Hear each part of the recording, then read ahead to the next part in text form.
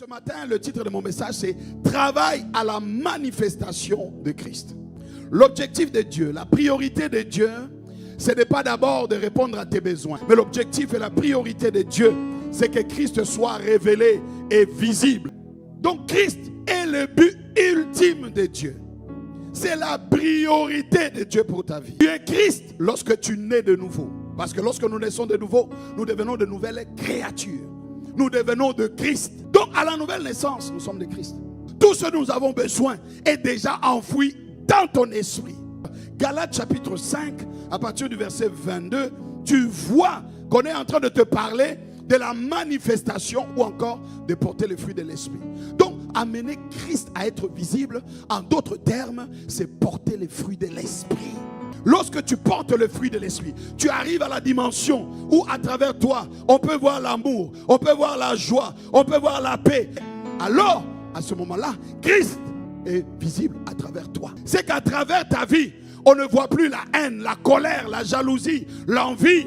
Mais à travers toi, on voit l'amour de Dieu manifesté.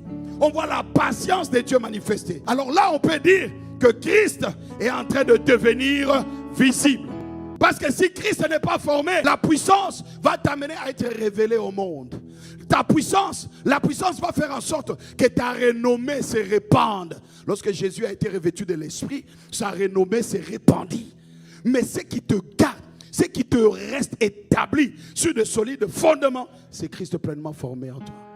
Quand on te rejette, même quand on te fait du tort, tu ne gardes rien. Quand Christ est pleinement formé en toi, le pardon remplit ton cœur. Et quand le pardon remplit ton cœur, tu te guéris toi-même. Manifester Christ va exiger que tu travailles.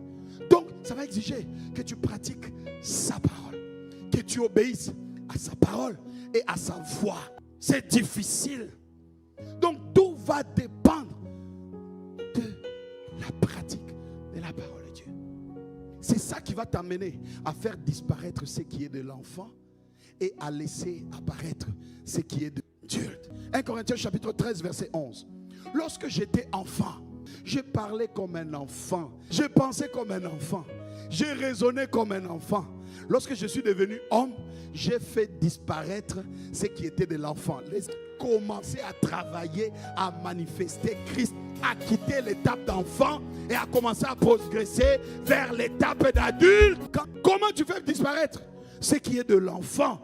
En pratiquant la parole de Dieu. 1 Pierre chapitre 2 verset 2, il dit: comme des enfants nouveau-nés, désirez ardemment le lait pur de la parole, afin qu'il vous fasse grandir en vue du salut. C'est-à-dire, la parole, c'est la nourriture spirituelle qui va te permettre de croître.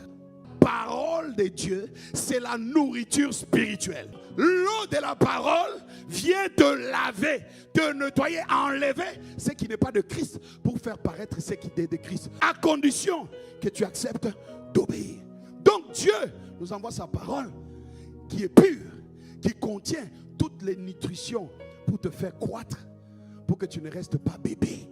Si tu ne manges pas la parole, si tu ne pratiques pas la parole, tu ne verras pas Christ devenu pleinement visible en toi. Dans Colossiens chapitre 1er verset 28 à 29, Paul dit: celui que nous annonçons, en avertissant et en instruisant toute personne en toute sagesse, afin de présenter à Dieu toute personne devenue adulte en Jésus-Christ.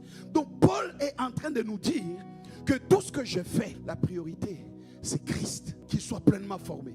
Sa parole contient la capacité de nous instruire, de nous enseigner, de nous montrer ce que Dieu véritablement veut.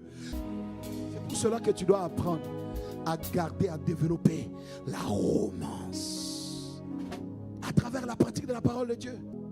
Lorsque tu pratiques la parole de Dieu, comment tu arrives alors, en pratiquant la parole de Dieu, à commencer à travailler pour la manifestation de Christ? Parce que quand tu obéis, quand tu pratiques la parole, tu fais de Dieu Seigneur. Le Seigneur, ce n'est pas celui que tu chantes. Le Seigneur, ce n'est pas celui que tu pries. Le Seigneur, c'est celui à qui tu obéis. Et quand tu le fais Seigneur, c'est-à-dire qu'il prend la place. Karosi Kataya. C'est-à-dire il prend toute la place. Le Seigneur, c'est-à-dire celui qui contrôle pleinement, qui a autorité sur ta vie, qui a autorité sur toi.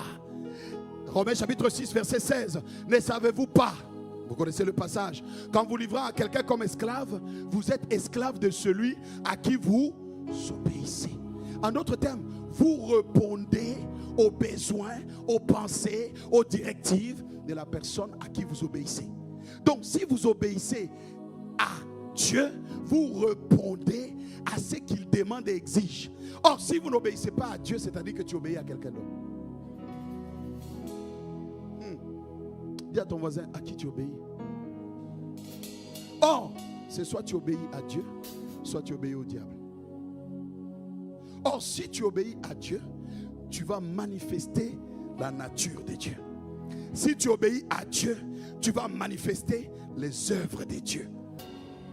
C'est-à-dire, celui à qui tu obéis a tout le plein contrôle. Celui qui te prend, qui t'amène. Donc, quand tu veux travailler à la manifestation de Christ, travaille à l'obéissance, pratique la parole, que ça soit dur. La parole de Dieu n'est pas dure à pratiquer. C'est les forteresses qui te font croire que c'est dur à pratiquer. Ceux qui obéissent, qui pratiquent la parole, ils travaillent à manifester Christ parce qu'ils font de Dieu leur Seigneur. Et quand il devient le Seigneur, c'est lui qui te conduit, c'est lui qui t'inspire, c'est lui qui te remplit. Quand tu es rempli de lui, tu n'es pas rempli d'autre chose, car celui qui te remplit, c'est lui qui te conduit. Donc deux, celui à qui tu obéis, tu lui donnes le plein pouvoir sur tous les événements qui vont arriver. Trois, tu lui donnes, quand tu pratiques la parole, le pouvoir de te transformer. Le pouvoir, en fait, de t'amener à être celui que tu dois devenir. Donc la priorité de Dieu, Christ. Jérémie chapitre 18, verset 6. Ne puis-je pas agir envers vous comme ce potier, maison d'Israël, dit l'Éternel. Voici comme l'argile est dans la main du potier, ainsi vous êtes dans ma main, maison d'Israël. C'est-à-dire vous êtes dans ma main, tu te livres à lui, tu t'abandonnes à lui. Mais quand tu pratiques la parole, alors là tu lui donnes la possibilité de te façonner, la possibilité de te travailler. Par quoi? Par la parole. Pourquoi? Parce que il est dit dans Jérémie 23, 29, ah, ma parole n'est-elle pas comme un feu? N'est-elle pas comme un marteau? Donc, quand tu te livres entre les mains du potier, tu te livres au feu et tu te livres au marteau. Quand tu te livres au feu et tu te livres au marteau, cela veut dire que le feu du fondeur vient purifier l'intérieur. Le feu du fondeur vient enlever ce qui n'est pas de lui. Le feu du fondeur vient détruire l'iniquité que tu pratiques. Le feu du fondeur vient t'amener à la haine du monde, à la haine du diable, à la haine de l'impudicité, à la haine de l'idolâtrie, à la haine de l'adultère, à la haine des jalousies, à la haine des envies, à la haine des querelles. Haïr ce qui n'est pas de lui. Plus tu es en train de pratiquer la parole, c'est comme un feu qui est le feu du fondeur, qui est en train de travailler. Ce n'est pas un seul jour, ce n'est pas une seule nuit, mais c'est tous les jours de ta vie. C'est chaque jour.